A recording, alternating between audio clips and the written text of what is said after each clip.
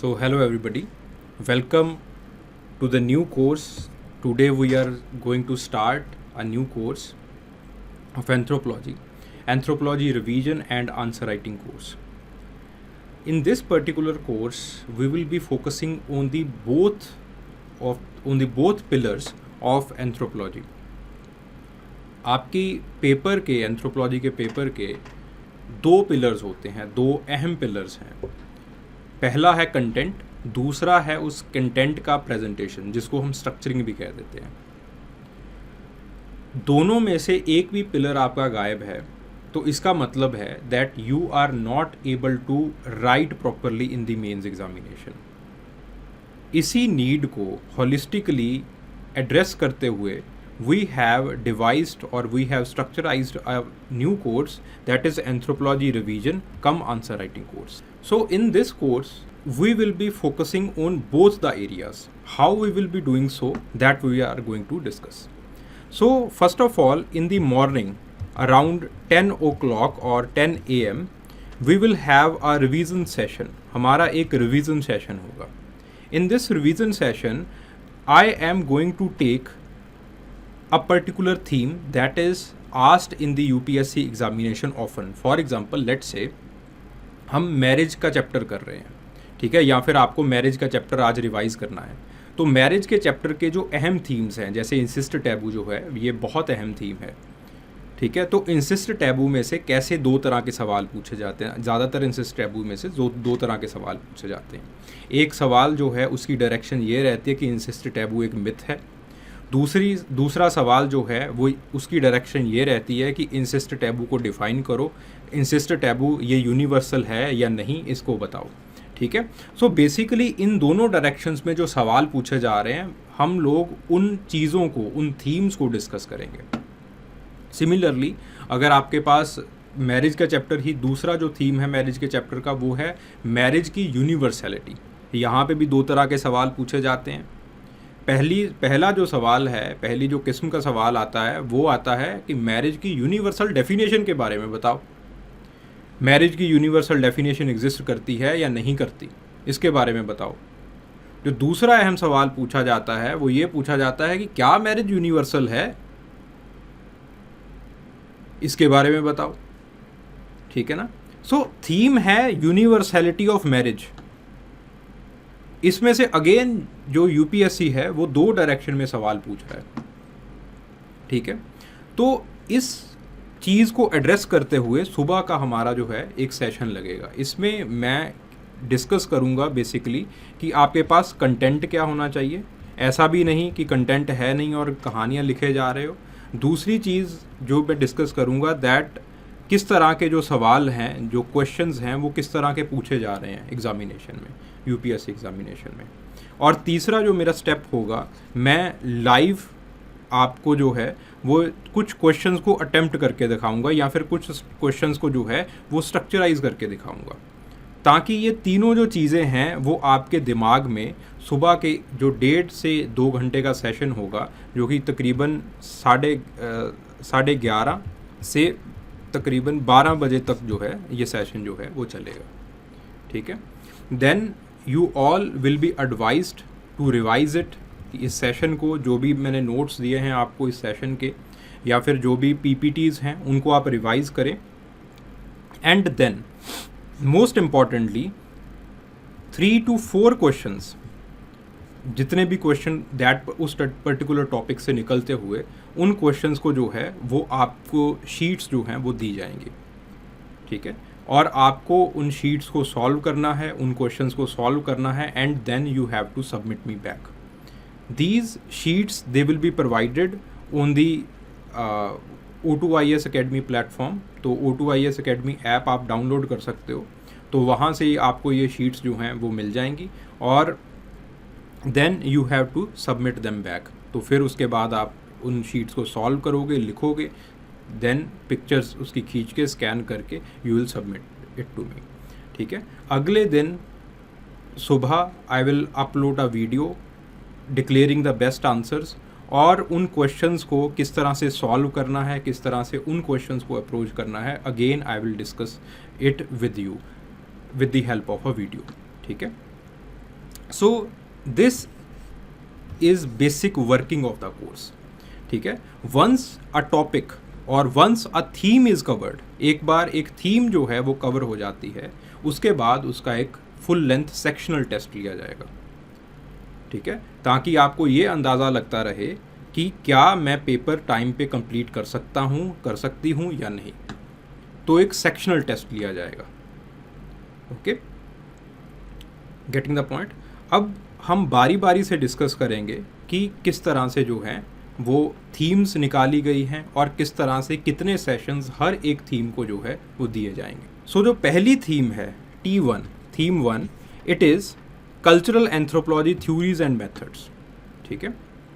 सो chapter 1 जो आपके पास कल्चरल एंथ्रोपोलॉजी का कल्चर, सोसाइटी, मैरिज, किनशिप, ये सारे चैप्टर्स से होते हुए आपके पास जो चैप्टर 6 है थ्योरीज़ का, फिर उसके बाद आपके पास मेथड्स आ जाते हैं, फिर उसके बाद आपके पास लैंग्वेज आ जाती है।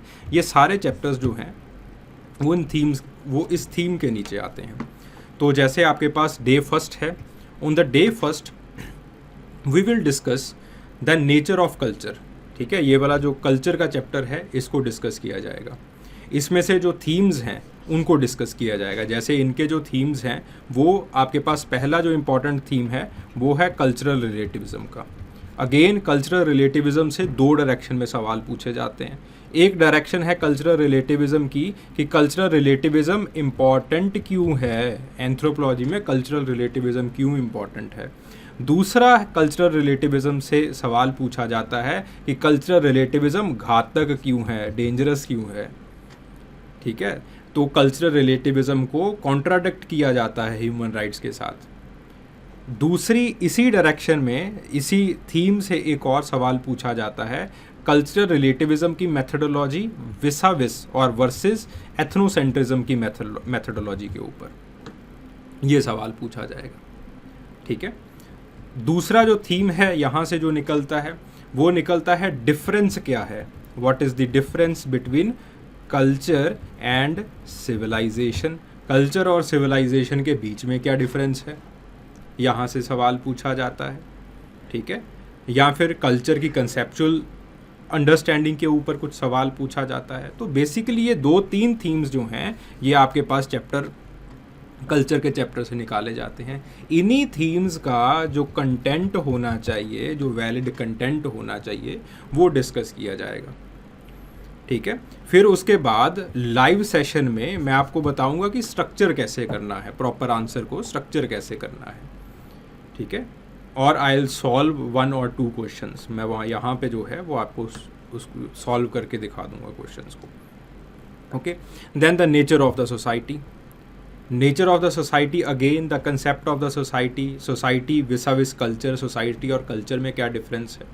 और फिर उसके बाद ये कंसेप्ट शुरू हो जाते हैं social institution, social group and specially social stratification. Again यहाँ पे थीम्स क्या पूछे जाते हैं आपके पास, सोसाइटी वर्सेस कल्चर, दोनों में डिफरेंस क्या है, सोसाइटी और कल्चर में डिफरेंस क्या है।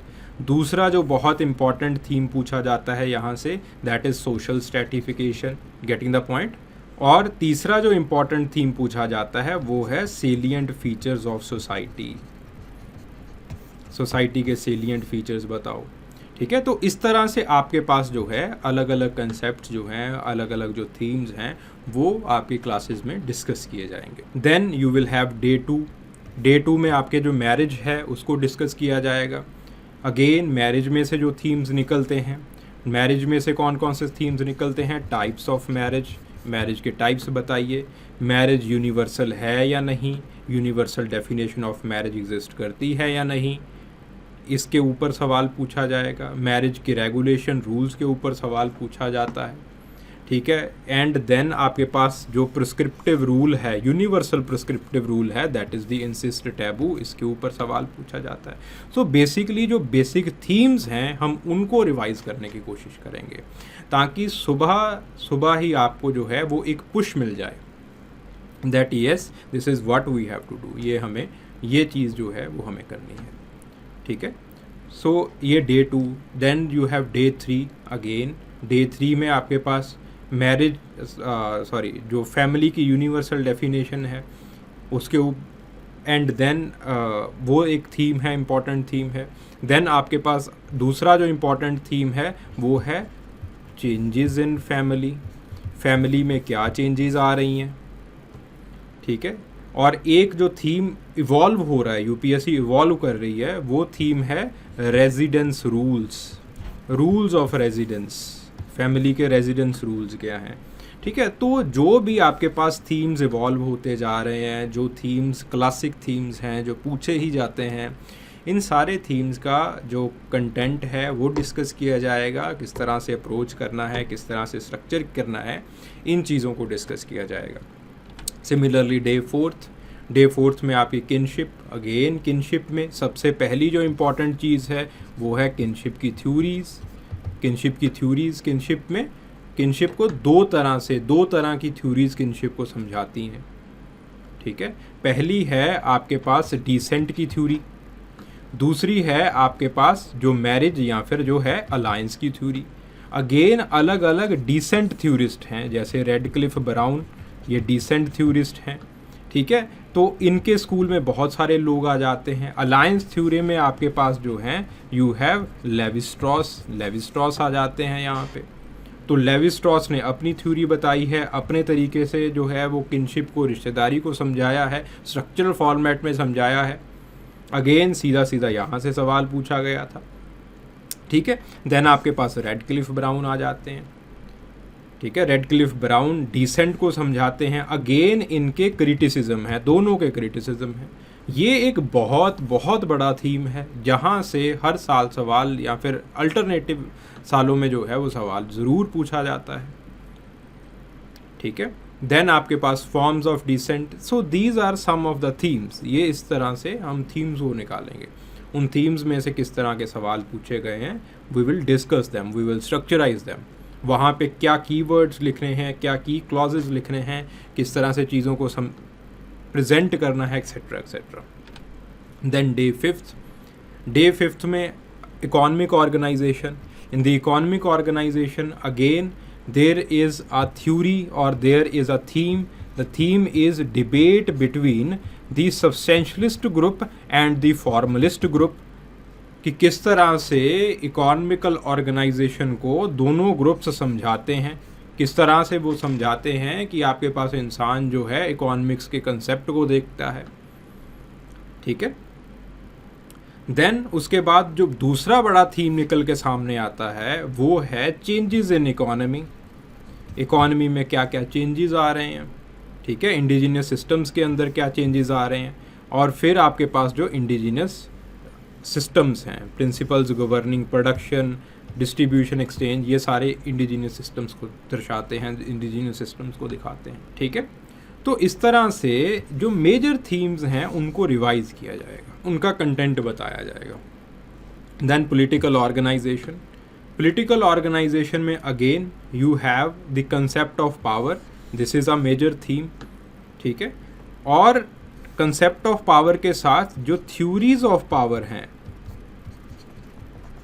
It is very important. पिछले साल इसके ऊपर सवाल पूछा गया था, पावर की थ्योरी के ऊपर, कि पावर को किस तरह से हथियाया जाता है अलग अलग सोसाइटीज़ में, वो बताओ।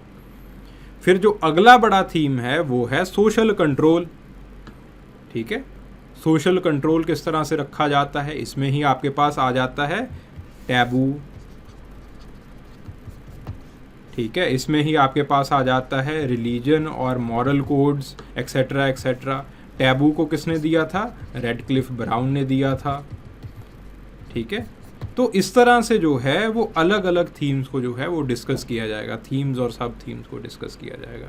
फिर उसके बाद पॉलिटिकल ऑर्गेनाइजेशन के जो टाइप्स हैं वो हैं bands, tribes, चीफडम, kingdom, state.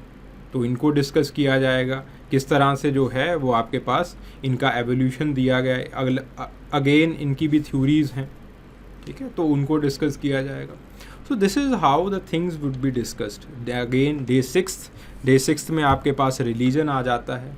Again here also there are certain themes, ठीक है। थीम्स जो हैं what are the approaches to study religion, religion को स्टडी करने की अप्रोचेस क्या हैं। यूपीएससी अक्सर एक अप्रोच को पकड़ता है और उस अप्रोच को डिस्कस करने की कोशिश करता है, ठीक है।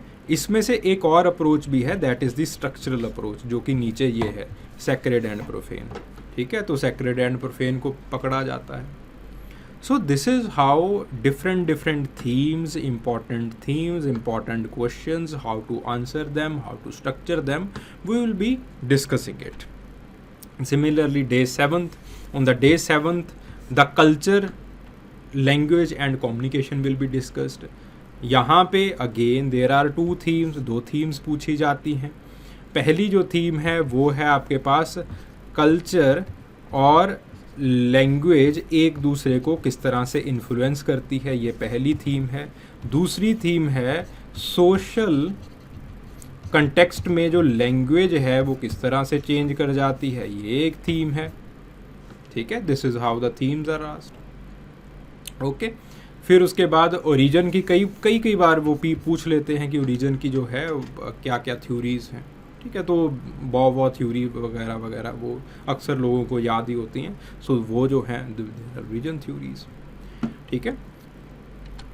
देन डे 8th में आपके पास again research methods. In the research methods again there are themes. The first very important theme is field work, field work tradition. Field work tradition का मतलब क्या है कि फील्ड वर्क का डेवलपमेंट एंथ्रोपोलॉजी में किस तरह से हुआ, ये एक थीम है, काफ़ी इम्पॉर्टेंट थीम है। फिर उसके बाद फील्ड वर्क में यूज़ किए जाने वाले मेथड्स क्या होते हैं। फिर उसके बाद उसके बाद जो एक और एक थीम बनती है वो है कि मेथड और मेथडोलॉजी में और टेक्निक्स में डिफरेंस क्या है, ठीक है। तीनों के बीच में डिफरेंस क्या है। फिर उसके बाद अलग अलग टेक्निक्स क्या है। उन टेक्निक्स में जो इम्पॉर्टेंट है वो है observation, because observation it can be divided into 2 parts. इनको 2 पार्ट्स में डिवाइड किया जा सकता है, participatory observation and non participatory observation. फिर उसके बाद पार्टिसिपेटरी ऑब्जर्वेशन के लेवल्स होते हैं। You have to discuss all these levels. इन लेवल्स के बारे में आपको पता होना चाहिए, ठीक है। सिमिलरली द होलिस्टिक स्टडीज़ के मेथड्स हैं, जैसे केस स्टडी, ये आपके पास एक होलिस्टिक स्टडी का मेथड है, ठीक है। इसी के अंदर एक और जो है इम्पॉर्टेंट मेथड जो निकल के आते हैं वो है PRA, ठीक है। तो पार्टिसिपेटरी मेथड्स में PRA ये आपके पास सबसे इम्पॉर्टेंट मेथड है। और PRA का जो एप्लीकेशन है वो इंडिया में किस तरह से हुआ, ये एक इवॉल्विंग थीम है। It is an evolving theme. पूछा जाएगा यहाँ से सवाल कि इंडिया में किस तरह से हुआ, क्योंकि MN श्रीनिवास हो गए, दुबे हो गए, इन सब ने जो विलेज स्टडीज़ किए हैं उसमें PRA का योगदान है। तो ये सारी चीज़ें जो हैं वो आपको डिस्कस करनी होंगी, ओके। फिर डे 9th से जो है वो थ्योरीज शुरू हो जाएंगी। क्लासिकल एवोल्यूशनिज्म, ठीक है। क्लासिकल एवोल्यूशनिज्म में ज़्यादा जो ध्यान है मॉर्गन के ऊपर रहता है, ठीक है। तो मॉर्गन का अलग अलग फैमिली का किस तरह से मॉर्गन ने एवोल्यूशन समझाया, या फिर किनशिप का किस तरह से समझाया, या फिर प्रॉपर्टी का किस तरह से समझाया, अलग अलग आस्पेक्ट्स हैं जो कि मॉर्गन समझाते हैं। फिर उसका जो है वो क्रिटिसिज्म क्या है। सिमिलरली हिस्टोरिकल पर्टिकुलरिज्म, बोआ का हिस्टोरिकल पर्टिकुलरिज्म क्या कहता है, फ्रांस बोआ का क्या कहता है। फिर उसके बाद डिफ्यूजनिज्म, तीनों तरह के डिफ्यूजनिज्म, किस तरह से डिफ्यूजन को समझाते हैं, किस तरह से कल्चर के जो कल्चर का स्प्रेड है उसको किस तरह से समझाते हैं। फूड एरियाज़ क्या होते हैं, एक्सेट्रा एक्सेट्रा, ठीक है। तो यहाँ से सवाल पूछे जाते हैं। फिर उसके बाद फंक्शनलिज्म आ गया मलिनोव्स्की का, ठीक है। That is also known as the psycho cultural functionalism और साइकोलॉजिकल फंक्शनलिज्म। फिर उसके बाद स्ट्रक्चरल फंक्शनलिज्म की बात हो जाती है, रेडक्लिफ ब्राउन की, ठीक है। दोनों में डिफरेंस क्या है, ये एक थीम है। So this is how these things will be asked. Then structuralism की बात आ जाती है। देखिए यहाँ पे जो स्ट्रक्चरलिज्म है, this means the methodology that was used. यहाँ पे जो चीज़ें पूछी जाएंगी वो पूछी जाएंगी कि आपके पास जो रेडक्लिफ ब्राउन है उनकी मेथडोलॉजी क्या थी, उनका मेथड क्या था, चीज़ों को करने का। सिमिलरली एडमंड लीच का मेथड क्या था, एडमंड लीच ने क्या अप्रोच दी है, ठीक है, उनकी पेंडुलम अप्रोच है कि किस तरह से स्ट्रक्चर बदलता रहता है सोसाइटी का, ठीक है। सो ये सारी चीज़ें जो हैं वो इम्पॉर्टेंट हैं। देन उसके बाद डे 10th में आपके पास बाकी स्कूल्स को डिस्कस किया जाएगा। Cultural personality school, in the cultural personality school generally the questions is asked on the concepts के ऊपर सवाल पूछा जाता है। जैसे लिंटन से सवाल पूछा जाता है रोल एंड रिस्पॉन्सिबिलिटीज़ के ऊपर, रोल एंड स्टेटस के ऊपर, क्योंकि ये जो कंसेप्ट है ये लिंटन ने दिया था, ठीक है। सो सिमिलरली हर एक ने, बेनेडिक्ट ने, मीड ने, लिंटन ने, कार्नर ने, कोरा डुबोस ने, इन सभी लोगों ने जो है अपने अपने कंसेप्ट्स दिए हैं। इन कंसेप्ट्स के ऊपर सवाल पूछे जाते हैं, ठीक है। Then you have the new structuralism. New structuralism, in the neo structuralism there are again different schools, universal structuralism है, मल्टीलिनियल्स हैं, ठीक है। सो आपके पास जो है वो स्पेसिफिक एंड यूनिवर्सल स्ट्रक्चरलिज्म है, ठीक है। तो general and specific general and specific evolutionism है। So these kind of questions they will be asked, ऐसे जो सवाल हैं ये पूछे जाएंगे। देन आपके पास कल्चरल मटीरियलिज्म आ जाता है हैरिस का, ठीक है, उसको डिस्कस किया जाएगा। उसमें कल्चरल मटीरियलिज्म में मार्क्सिज्म का क्या रोल रहता है इसके अंदर, मार्क्सिस्ट ने किस तरह से इसको जो है वो क्रिटिसाइज़ किया है हैरिस के कल्चरल मटीरियलिज्म को। और जो सबसे इम्पॉर्टेंट चीज़ आती है इसका एप्लीकेशन आता है, ठीक है, जनरल एप्लीकेशन पूछ लिया जाता है। एप्लीकेशन वैसे सबका पूछा जाएगा, सबके जो केस स्टडीज़ हैं इसके साथ डिस्कस किए जाएंगे। केस स्टडीज़ अलग से यूपीएससी ने निकालने शुरू कर दिए हैं। देन आपके पास डे 11th आ जाता है interpretive and symbolic anthropology. Symbolic anthropology के अलग अलग मेथड्स हैं, इनको डिस्कस किया जाएगा। कई बार पूछा जाता है, अलग से पूछा जाता है सिम्बॉलिक एंथ्रोपोलॉजी ऐसे करके, ठीक है। तो in the symbolic anthropology you have to discuss the different methods, ठीक है। सिम्बॉलिक एंथ्रोपोलॉजी में अलग अलग मेथड्स हैं, अलग अलग अप्रोचेस हैं लोगों की, उन अप्रोचेस को डिस्कस करना है।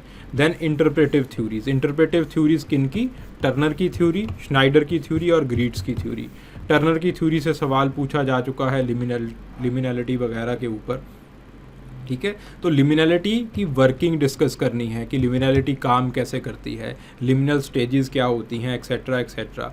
इसके राइट्स डी पैसेज के साथ इसका क्या संबंध रहता है, इन चीज़ों को डिस्कस करना है आपको, ठीक है। देन आपके पास ग्रीड्स के आ जाते हैं। ग्रीड्स का कॉक फाइट के ऊपर बहुत बार सवाल, आई थिंक 2-3 बार सवाल पूछा जा चुका है कॉक फाइट के ऊपर। तो ग्रीड्स की बेसिकली जो एक अप्रोच है, थिक डिस्क्रिप्शन की अप्रोच है, उसको डिस्कस करना है आपको। देन आपके पास कॉग्निटिव थ्योरीज हैं, टाइलर की थ्योरी है, कॉन्क्लिन की थ्योरी है। कॉग्निटिव थ्योरी का मतलब क्या है कि आप एथनो साइंस को किस तरह से डिस्कस करते हो। अगेन क्वेश्चन एथनो साइंस के ऊपर भी आ चुका है, ठीक है। तो एथनो साइंस की जो अप्रोचेज़ हैं वो टाइलर और कॉन्क्लिन ने जो है वो कुछ अप्रोचेज़ जो हैं वो दी हैं, और कुछ there are many more anthropologist जो कंटेम्प्रेरी भी हैं, जो इसके ऊपर एथनो साइंस के ऊपर काम भी कर रहे हैं। तो स्मर्फ स्टडीज़ एक्सेट्रा काफ़ी कुछ चल रहा है इसके ऊपर। तो that those things they will be discussed, तो because this is the evolving topic, it's a evolving theme. Then post modernism, post modernism के ऊपर जो कंसेप्ट्स हैं, इनके जो कंसेप्ट्स हैं उनको पूछा जाता है, ठीक है। पोस्ट मॉडर्निज्म में जो आपके पास पावर का कंसेप्ट है उसको पूछा जाता है, एक्सेट्रा एक्सेट्रा। इस तरह से चीज़ों को पूछा जाएगा। देखिए ये डे 11th हो गया। डे 12th को आपके पास जो है एक रिवीजन का टाइम आपको दिया जाएगा, और एक आपके पास मास्टर वर्कशॉप रखी जाएगी। मास्टर वर्कशॉप का मतलब क्या है, एक डाउट सेशन रखा जाएगा। जो बच्चे आंसर्स लिख रहे होंगे, जो बच्चे इस प्रोग्राम के अंदर एनरोल्ड होंगे, उनको एक जो है वो एक सेशन के अंदर उनके डाउट जो हैं वो क्लियर किए जाएंगे। कोई भी डाउट उनका हो, किसी भी तरह का डाउट हो, कोई भी उन्होंने प्रॉब्लम को फेस किया हो। Then on the day 13th first sectional test will be there. In this sectional test the whole cultural anthropology पूरे कल्चरल एंथ्रोपोलॉजी को कवर किया जाएगा। So I guarantee you, I assure you कि जितने भी आपके पास कल्चरल एंथ्रोपोलॉजी के PYQs हैं, प्रीवियस ईयर क्वेश्चंस हैं, सारे के सारे वो सॉल्व किए जाएंगे, चाहे वो 1992 का क्वेश्चन क्यों ना हो, चाहे वो 1996 का क्वेश्चन क्यों ना हो। उन क्वेश्चंस को, जितने भी आप प्रीवियस ईयर क्वेश्चन ढूंढ सकते हैं, इन सभी प्रीवियस ईयर क्वेश्चंस को सॉल्व किया जाएगा, चाहे वो सेशंस के अंदर किया जाए, चाहे वो आपको होमवर्क दे के मैं करवाऊँ, चाहे वो सेक्शनल टेस्ट में किया जाए, चाहे वो मास्टर वर्कशॉप के अंदर किया जाए। Each and every previous year question it will be solved, हर एक क्वेश्चन को सॉल्व किया जाएगा, ठीक है। देन उसके बाद जो है वो the evaluation it will be regular, evaluation को रेगुलर रखा जाएगा, ठीक है।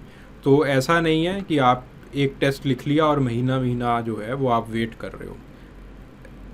जो आप डेली टेस्ट लिखोगे, उन टेस्ट को डेली एवेल्युएट किया जाएगा, उन टेस्ट्स को, उन आंसर्स को किस तरह से अप्रोच करना है, क्या उसके अंदर कंटेंट होना चाहिए, इस चीज़ को देखा जाएगा, इस चीज़ को जो है वो रखा जाएगा। देन उसके बाद आपके पास बायोलॉजिकल एंथ्रोपोलॉजी आ जाती है और एवोल्यूशन का टॉपिक आ जाता है। अगेन एवोल्यूशन को टॉपिक को दो पार्ट्स में डिवाइड किया जा सकता है। One is the theories of evolution, theories and concepts of the evolution. The second is the human evolution. Human evolution के अंदर आपके पास Australopithecus, Homo habilis etc. ये सारे टॉपिक्स जो हैं ये आ जाते हैं। ओके, सो बायोलॉजिकल एंथ्रोपोलॉजी के अंदर आपके पास जो है वो सेल वगैरह, जो भी आपके पास सेल पहला टॉपिक है। फिर आपके पास मेथड्स आ गए, मेथड्स के अंदर आपके पास फॉस्टर स्टडी मेथड आ गया, आपके पास क्रायोटाइप एनालिसिस आ गया, ये सारे मेथड्स हैं, ठीक है। क्रायोटाइप एनालिसिस के अंदर आपके पास ब्रांडिंग मेथड्स आ जाते हैं, ठीक है। फिर उसके बाद आपके पास जेनेटिक्स का पोर्शन शुरू हो जाता है। जेनेटिक्स, पहला जेनेटिक्स है मेंडलियन जेनेटिक्स, ओके। तो मेंडलियन जेनेटिक्स के अंदर आपके पास ये पूछा जाता है कि पर्सनल लेवल के ऊपर आपके पास व्हाट इज़ म्यूटेशन एक्सेट्रा, इन चीज़ों को जो है वो पूछा जाता है मेंडलियन जेनेटिक्स के अंदर, ठीक है। तो मेंडलियन जेनेटिक्स आ जाता है। देन उसके बाद आपके पास जो है वो पॉपुलेशन जेनेटिक्स आ जाता है। मेंडलियन जेनेटिक्स के अंदर ही आपके पास जो है वो एरर्स को डिस्कस किया जाता है, ठीक है। जो लीथल जीन्स हैं इनको डिस्कस किया जाता है। फिर आपके पास पॉपुलेशन जेनेटिक्स आ जाता है कि जो जेनेटिक्स के कंसेप्ट बड़ी पॉपुलेशन के ऊपर किस तरह से काम कर रहे हैं। इसके अंदर आपका नेचुरल सिलेक्शन को डिस्कस किया जाएगा, इसके अंदर ही आपके पास सिविल राइट इफेक्ट को डिस्कस किया जाएगा। So different effects, different concepts they will be discuss in the population genetics, ठीक है। सो इस तरह से आपके पास जो है, so this is the biological anthropology, ये बायोलॉजिकल एंथ्रोपोलॉजी के टॉपिक्स हैं। देन बायोलॉजिकल एंथ्रोपोलॉजी और एवोल्यूशन इन ह्यूमंस, इसके सिमिलर वे में जैसे हमने कल्चरल एंथ्रोपोलॉजी को डिस्कस किया है, सिमिलर वे के अंदर जो है हम बायोलॉजिकल एंथ्रोपोलॉजी को भी पूरा करेंगे। एंड देन आपके पास diversity in humans. Diversity in humans में अगेन आपके पास 2-3 टॉपिक्स आ जाते हैं जो कि बहुत बहुत इंपॉर्टेंट टॉपिक्स हैं। जैसे आपके पास race and racism, race and racism, ठीक है। रेस एंड रेसिज्म का टॉपिक, रेस और रेसिज्म का topic, again the questions are asked. इसके अंदर आपके पास अलग अलग सीरोलॉजिकल क्राइटेरियाज क्या हैं, इसके मॉर्फोलॉजिकल क्राइटेरियाज क्या हैं, एक्सेट्रा एक्सेट्रा, इन चीज़ों को डिस्कस किया जाएगा। फिर उसके बाद आपके पास आता है जेनेटिक मार्कर्स का टॉपिक। अलग अलग जेनेटिक मार्कर्स हैं, your fat concentration as a genetic marker, the GM groups at a genetic marker, ठीक है। तो इस तरह से अलग अलग जेनेटिक मार्कर्स आपके पेपर के अंदर हैं। तो उन जेनेटिक मार्कर्स को डिस्कस किया जाएगा, that what are these things. And फिर उसके बाद जो है किस तरह से ये जेनेटिक मार्कर का काम करते हैं, किस तरह से ये ह्यूमन बीइंग्स को, ह्यूमन डाइवर्सिटी को मार्क आउट करते हैं। फिर उसके बाद इसी के अंदर जो है वो ह्यूमन डाइवर्सिटी को बनाने में जो सबसे बड़ी चीज़ है वो है आपका इन्वायरमेंट, इन्वायरमेंटल एंथ्रोपोलॉजी को डिस्कस किया जाएगा।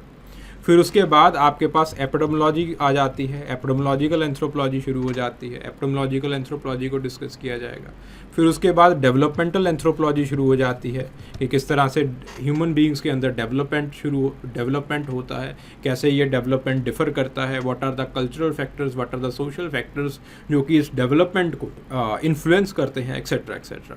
तो आपके पास ह्यूमन डाइवर्सिटी को इस तरह से डिस्कस किया जाएगा. Again 7 sessions will be there, 1 master workshop will be there, 1 revision का टाइम दिया जाएगा 1 दिन का आपको. फिर उसके बाद एक अगले दिन जो है वो आपका अगेन इसका सेक्शनल टेस्ट लिया जाएगा. सिमिलरली बायोलॉजिकल एंथ्रोपोलॉजी में भी ऐसे किया जाएगा. ठीक है.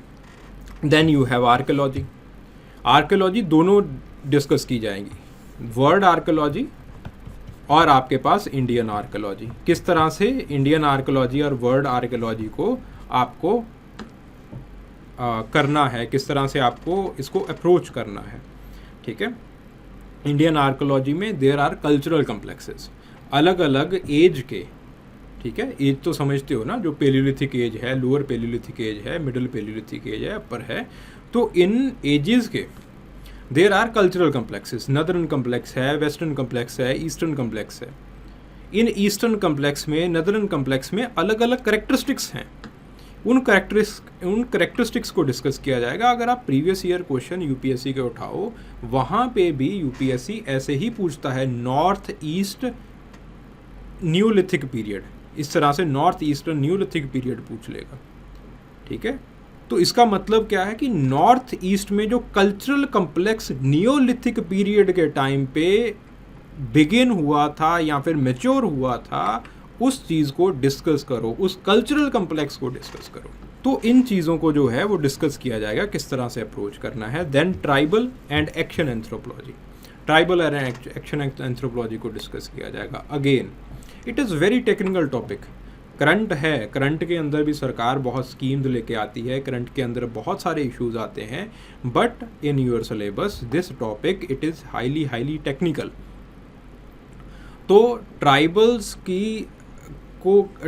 का पोलिटिसाइजेशन किस तरह से हो रहा है, ट्राइबल कॉन्शियसनेस क्या चीज़ है, ट्राइबल कॉन्शियसनेस को डिस्कस किया जाएगा. ट्राइबल की एक्सप्लॉयटेशन की क्या क्या प्रॉब्लम्स है, किस तरह से ट्राइबल्स को एक्सप्लॉयट किया जा रहा है.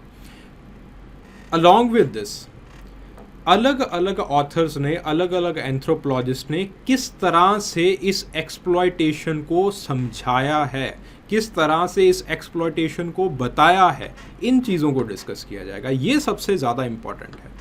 सब लोग लिख देते हैं कि जी उनके घर छीन लिए, फॉरेस्ट में आग लगा दी, ये कर दिया, वो कर दिया. ठीक है, but what are the sources, what are the views of the anthropologist, वो यहाँ पे डिस्कस किए जाएंगे. ठीक है. देन आपके पास विलेज स्टडीज़ आ जाती हैं, again very important, and Indian anthropology आ जाती है. Again 7 sessions it will be given to the tribal anthropology, 6 sessions it will be given to the village studies and Indian anthropology. Caste system क्या है, cast change हो रही है, नहीं हो रही, क्या स्टडीज़ हैं इसके रिगार्डिंग, इन सारी चीज़ों को जो है वो डिस्कस किया जाएगा.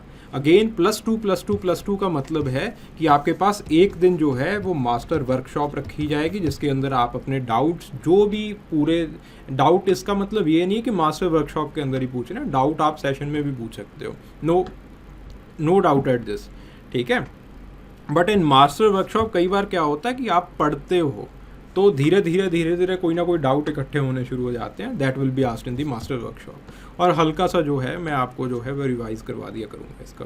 एंड देन आपके पास जो है एक दिन जो है आपके पास सेक्शनल टेस्ट रखा जाएगा. So this is how the syllabus will be completed. इस तरह से जो है बारी बारी हर एक टॉपिक को, हर एक कंसेप्ट को उठाया जाएगा और उसको जो है वो कंप्लीट किया जाएगा. ठीक है. And then once you are ever ready, जब आप रेडी हो जाएंगे तो आपके पास जो है 4 फुल लेंथ टेस्ट जो हैं वो आपके रखे जाएंगे. ठीक है. There will be 4 full length test. ठीक है. 4 फुल लेंथ टेस्ट का मतलब क्या है कि आपके पास 2 जो फुल लेंथ टेस्ट हैं वो पेपर 1 के होंगे, 2 जो हैं वो आपके पास पेपर 2 के होंगे. And it will be like कि आपके पास जो है, जैसे आप एग्जामिनेशन में करते हो, जैसे आपके पास जो है सुबह के टाइम के ऊपर आपका एक टेस्ट होता है, देन आप शाम में दूसरा टेस्ट देते हो, पेपर 2 का टेस्ट देते हो, पेपर 2 का पेपर देते हो, सुबह पेपर 1, शाम को पेपर 2. इस तरह से जो है वो टेस्ट आपको जो है वो दिए जाएंगे. ठीक है. So this is the full plan and it will span around 60 days. ठीक है. तो 60 डेज़ के अंदर ये स्पैन जो है इसका पूरा होगा, इसको कवर किया जाएगा. Okay. So hope this plan और this program it is all clear to you. ये चीज़ें क्लियर हैं आपको. ठीक है, बाकी कोई भी डाउट हो feel free to ask. Doubt जो है वो आप कमेंट सेक्शन के अंदर या फिर जो है वो आप इस नंबर के ऊपर जो है वो कॉल करके कोई भी डाउट है, कुछ भी है, दैट यू कैन आस्क। ठीक है, यहाँ पे आप जो है वो कॉल करके अपना कोई भी डाउट, अपनी कोई भी क्वेरी जो है वो पूछ सकते हैं। ओके, चलिए, थैंक यू वेरी मच।